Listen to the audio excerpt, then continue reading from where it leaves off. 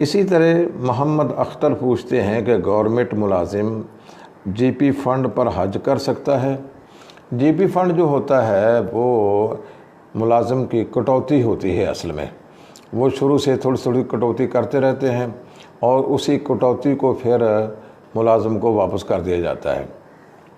अगर तो इसकी अपनी कटौती है, ये क्लर्क के पास जाकर वो अपना हिसाब लगाए कि मेरी असल कटौती शुरू से लेकर अब तक कितनी हुई है, वो ले सकता है।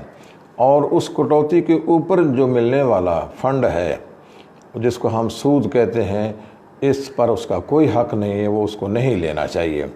दरअसल जब हम मुलाजमत करते हैं तो एक गवर्नमेंट का फार्म होता है जीपी फंड्स के बारे में।